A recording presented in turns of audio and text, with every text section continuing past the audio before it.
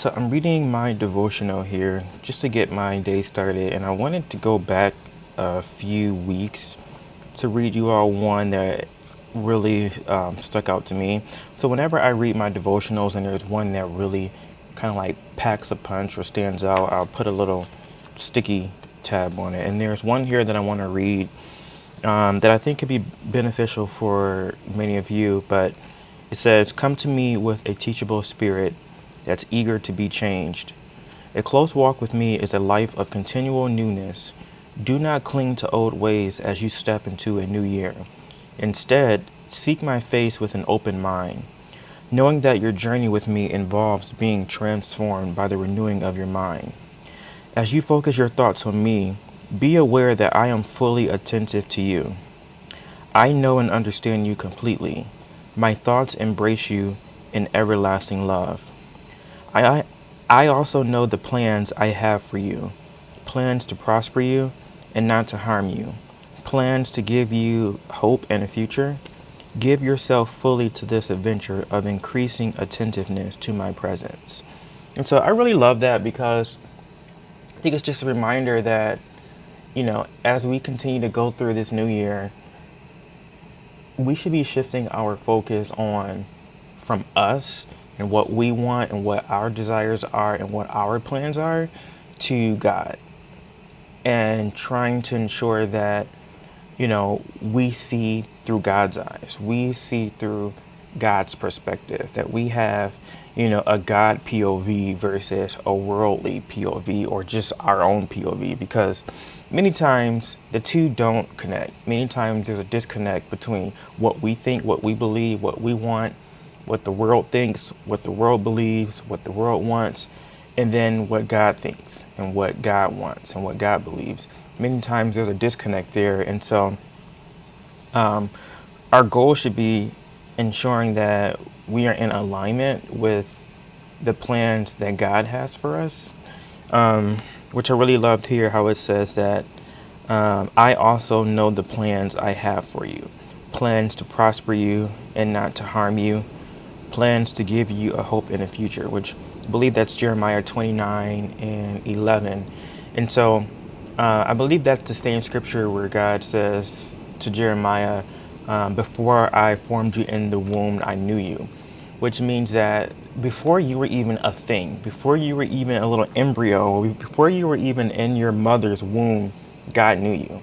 God knew every single thing about you in your life and what you would do, who you would be, what kind of life you would live. God has already ordained it.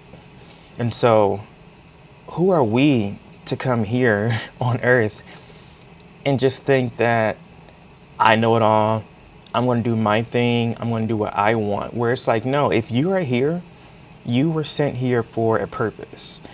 And how do you know what that purpose is? You only know the purpose by going to the Creator who created you for a purpose. In Him, in God, is how you discover your purpose and how you discover what it is that you should be doing while here on earth. In the way that you live out your purpose is by first seeking Him to ensure that you are living your life in a way that's in alignment with His will. If you're in alignment with His will, then you are living in your purpose. So just a little quick word there that really stood out to me and just wanted to share with you.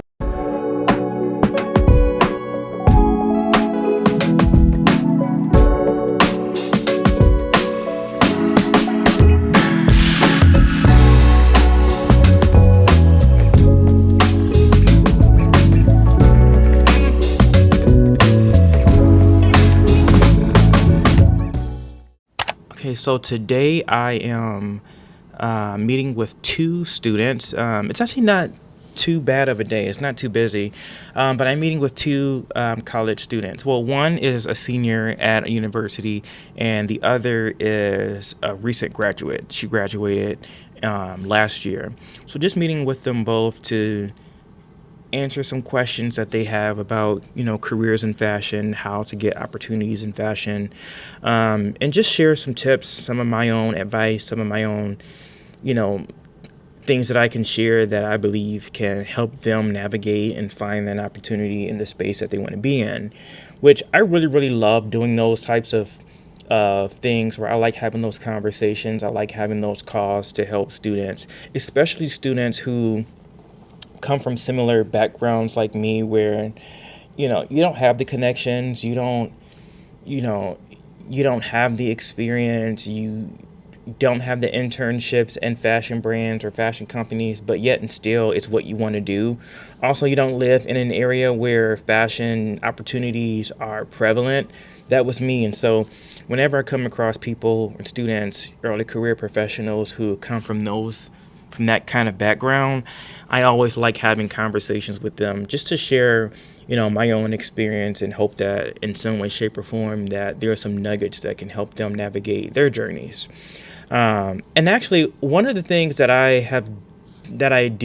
started last year, which was, I think it was like back in maybe July or August, I started doing this series called Forward Fridays, where I would meet with students on Fridays. And essentially, I would just have conversations with them about, navigating their career. It's kind of like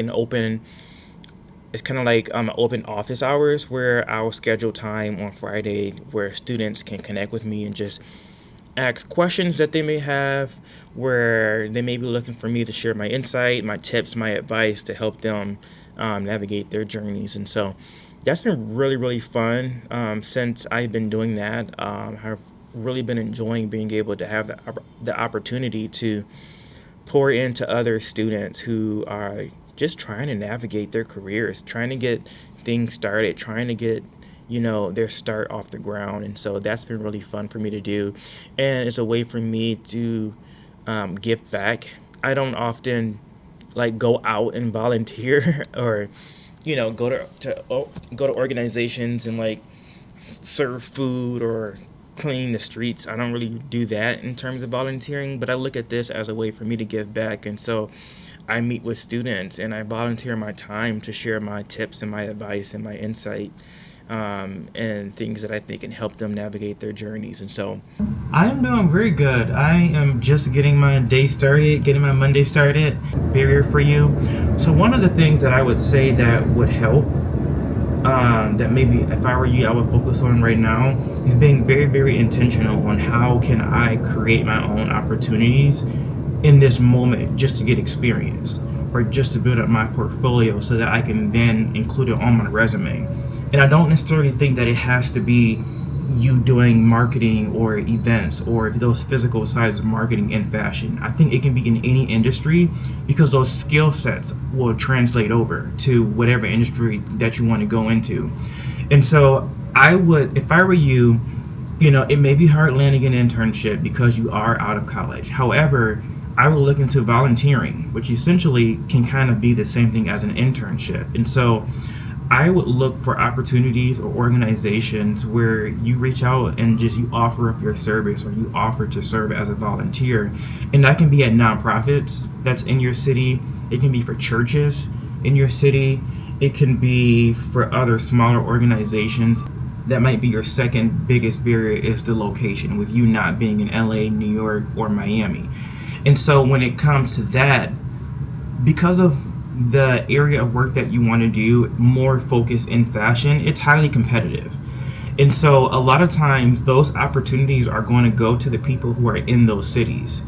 And so my first recommendation would be that if you know someone in New York or know someone in LA or in Miami who will let you use their address on your resume, then at least that might increase your chances of at least getting a call back.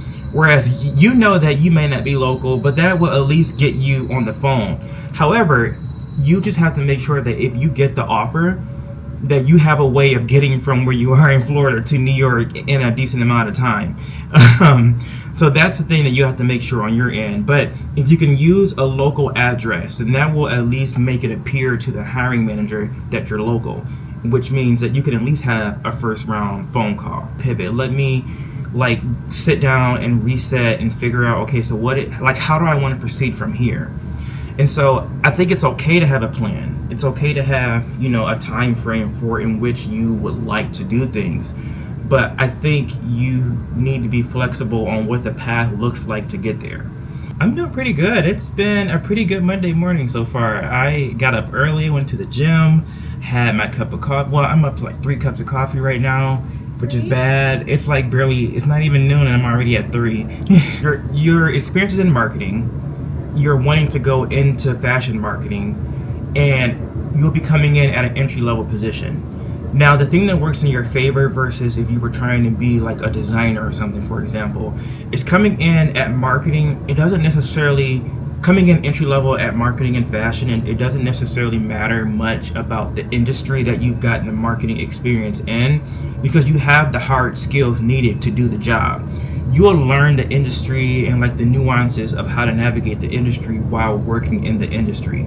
So I would say that while the jobs you may have had now may not necessarily be like core fashion jobs, you have marketing, social media experience, which I think is great and is what you would need to get an entry level role in fashion.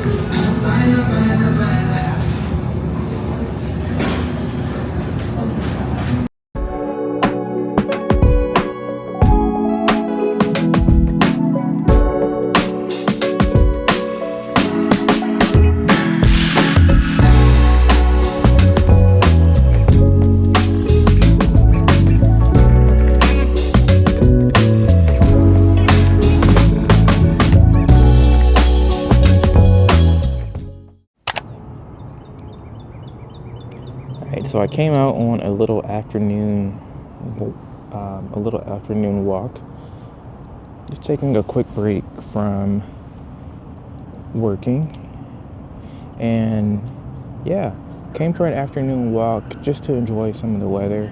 It is actually in the mid 50s right now, which is insane considering we're in Chicago and it's been so cold for the past few days. And so I'm like, I absolutely have to get out the house to enjoy this weather, enjoy this sunshine.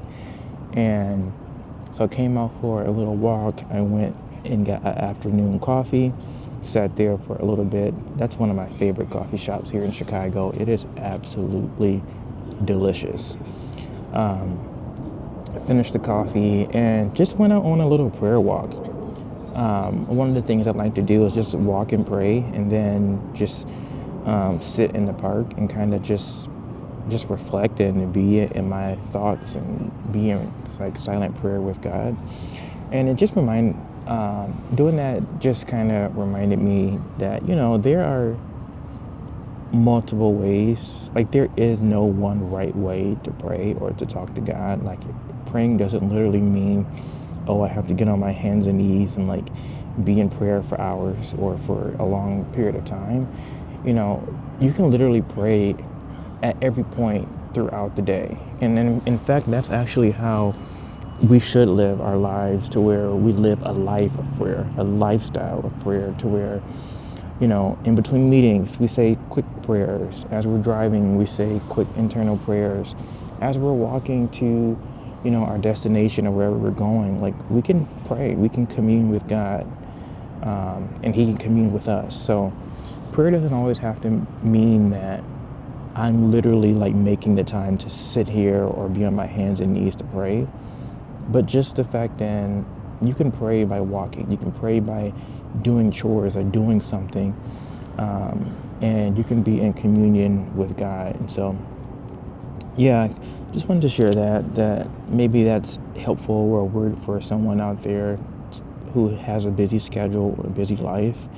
You know, you can find time to chit chat, have a casual little chit chat with God, and you'll be surprised at what you can hear and how He can speak back with you. So look at, it's gorgeous out here. It's absolutely nice. I know I said it's cold, but I mean it's warm, but my ears got cold for a little bit, so I have this hood on to keep me warm.